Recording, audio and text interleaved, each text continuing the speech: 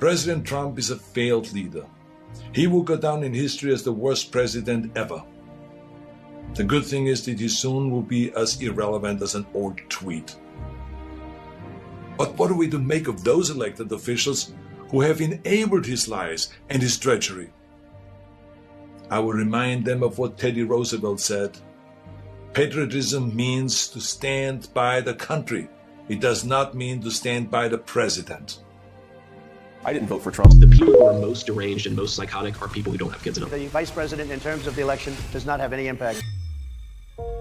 I didn't come from the elites.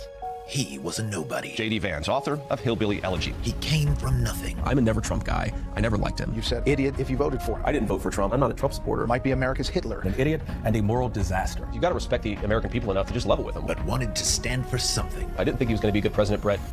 He was a great president. Himself. You know, Senator, this is an evolution. All of a sudden, he decided not only isn't Trump noxious and reprehensible, he's now the greatest president of his lifetime. JD is kissing my ass. He wants my support. From the party with no platform. I'm a never Trump guy. He's the best president of my lifetime. A man with no convictions. Donald J. Trump guilty on all counts. And a man with 34 convictions. I did absolutely nothing wrong. In a story about freedom. It was meant to be, at least a little bit. Okay. Freedom to rig elections. Give votes to all children in this country, but let's give control over those votes to the parents of those children. The freedom to be racist. Now she wants to be known as black. So I don't know, is she Indian or is she black? And the freedom to control women. Roe versus Wade is an abomination. We're effectively run in this country by a bunch of childless cat ladies. The people who are most deranged and most psychotic are people who don't have kids at home. If you don't have as much of an investment in the future of this country, maybe you shouldn't get nearly the same voice. J.D. Vance also thinks stepmoms aren't really moms. Women should be staying in marriages even if they're violent marriages. These swing voters do not like him, and they do think he's weird. No, we're not weird people. We're actually just the opposite. From the directors of two fake charities. We've always had a good chemistry. JP, right? J.D. Mandel. It's Hillbilly Felony. I love you guys. Some of us get a little like, okay, where are we going here?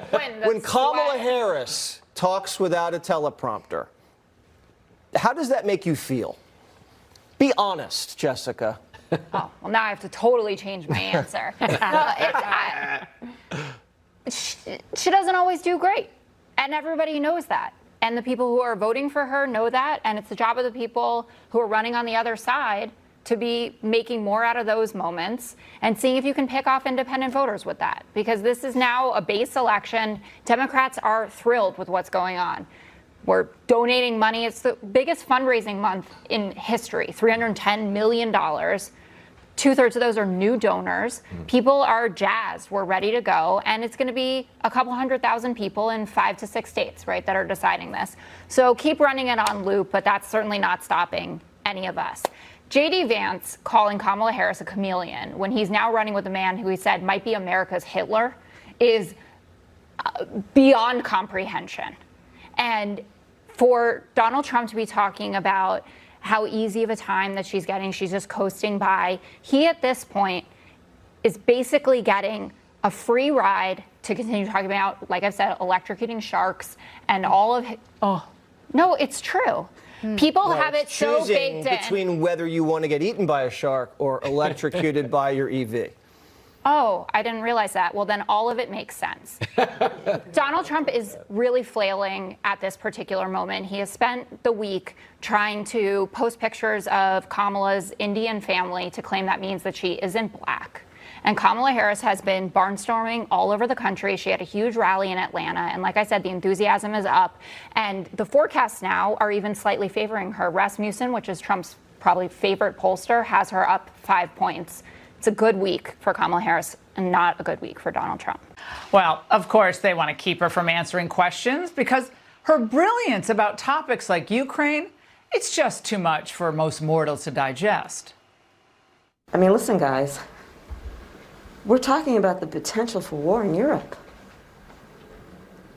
I mean, let's really take a moment to understand the significance of what we're talking about. Oh, yeah, that was a bad one. Yeah, now you get it. It's better for her to stay in her sweet spot as the hugger-in-chief.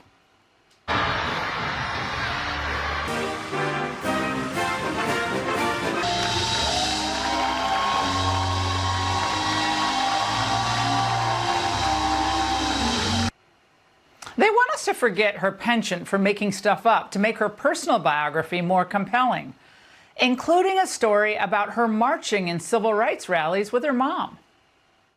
My mother would tell a funny story about how, like, one day and I was fussing, and so I'm fussing and fussing. Then she would look down at me and, Kamala, what do you want? What do you want? And I looked back up at her and I said, freedom.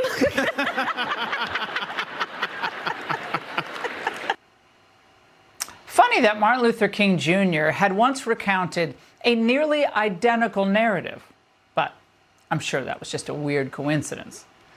Look, when you don't really ever get vetted, when you get pushed along in your career, not for your talent, but because of connections, well, you can fake it for a while, but the truth always is going to come out. And here's the truth. Harris is nowhere close to being as politically adept as Hillary Clinton or Joe Biden, let alone in the same stratosphere as Obama. She can't hold a press conference or answer reporters' questions. She can't explain why their record is by any measure successful. She can't go into Michigan and explain how she's going to rescue the auto industry. She can't go into Pittsburgh to explain how she's going to save the steel industry.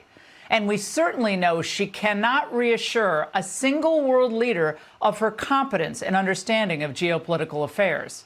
She is a California radical liberal, and that will be the most effective strategy the Trump campaign and Republicans can take against Kamala Harris. But all of this was done by design. Kamala Harris would have never made it through a primary process. She didn't, leading up to her run in 2020 that failed miserably. So she would have never made it through a primary. This was done by design to run out the clock, to swap out Joe at the last possible minute, and hope that the honeymoon period for Kamala could last all the way until early voting. So Democrats are very strategic, and they played this one very well. But the biggest thing that the Trump campaign can do is stop talking about what her race is. Stop talking about if she's Indian or black. Nobody cares if she's Indian, black, or a space Martian. Talk about her radical agenda. Do not get off course on that messaging, because that messaging will work, and the Trump campaign can bend the ears of the American people and reinforce it. He just has to stay on that path. I completely agree with you. I think this election should be about Kamala, her radicalism. I think she's radical, extreme, and frankly, her policies, especially foreign policy, is dangerous. Her border policy is dangerous.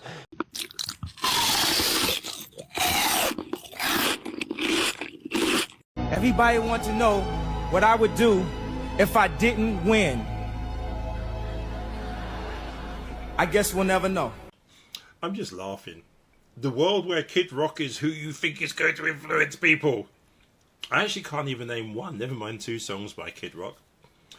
Celebrities are coming thick and thicker behind Kamala Harris's campaign.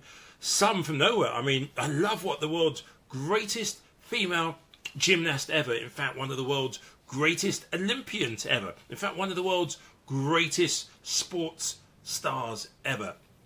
Simone Biles has literally dragged and owned Trump today.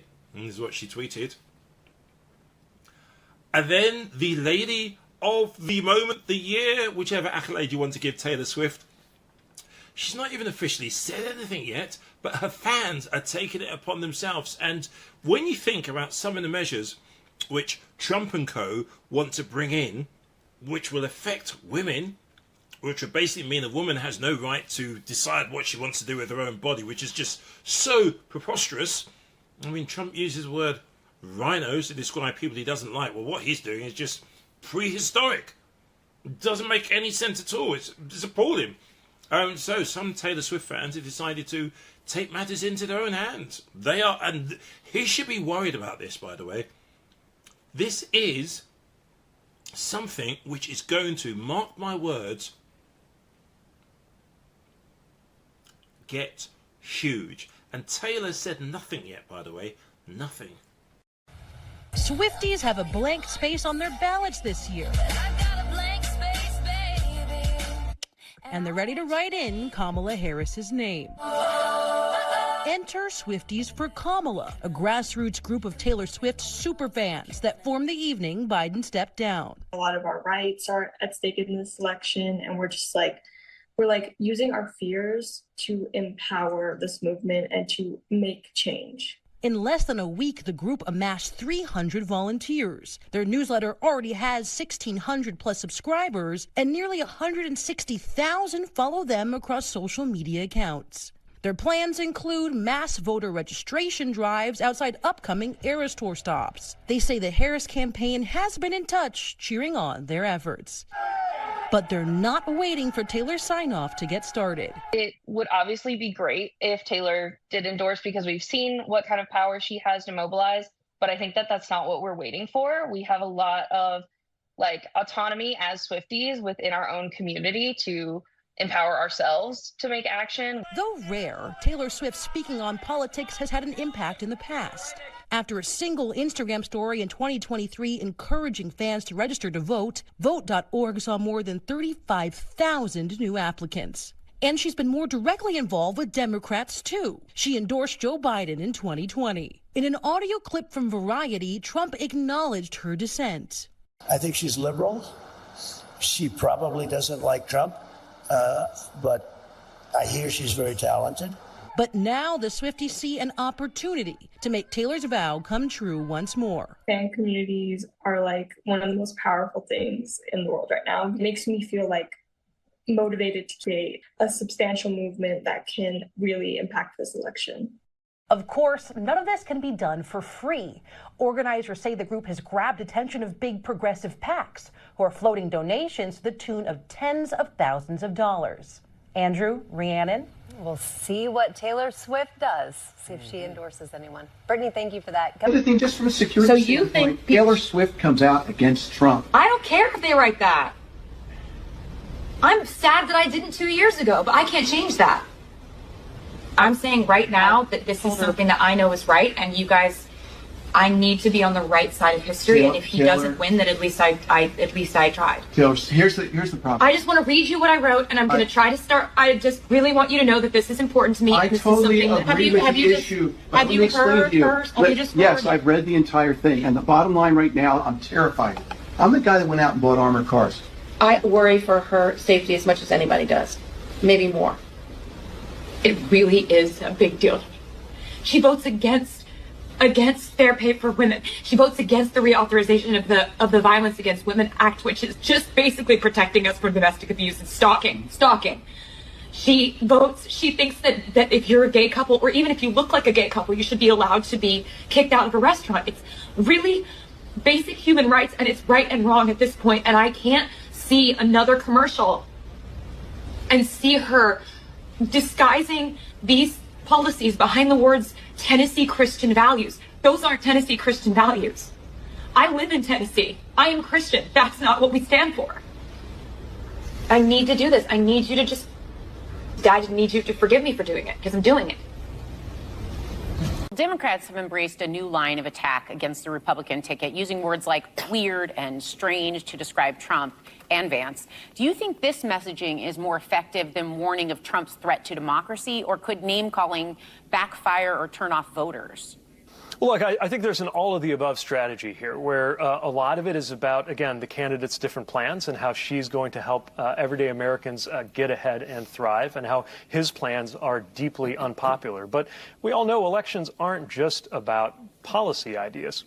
Part of what's at stake here is just what it would feel like to be an American if guys like Donald Trump and J.D. Vance were in charge and were in our living rooms for another 4 years or more. And I think what that's reminding us of, pointing out how strange and odd and off-putting they are, is a reminder that we all want a different kind of politics. We don't want to go back to having it feel like we're getting punched in the face every time we watch the news or look at our devices. That darkness, that chaos, that isn't how it has to be. And the contrast couldn't be clearer in style as well as substance. Should a woman be forced to carry a child to term after she has been the victim of incest or rape?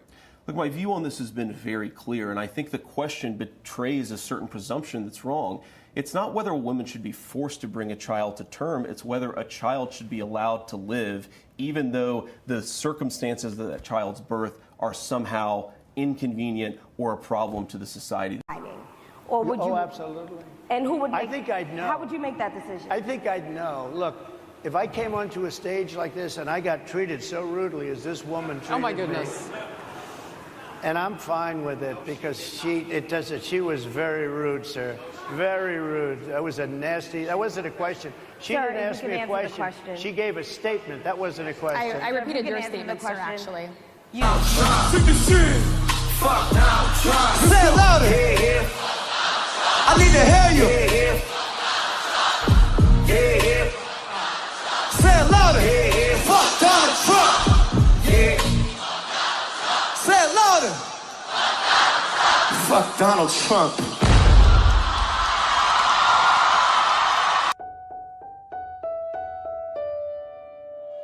Our trust has been broken in our leaders, in our institutions, even with some of our friends. And we are hurting.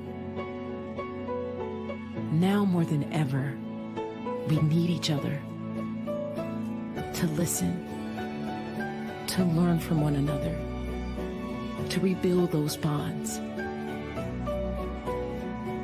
Because trust shows that we believe in the good in each other.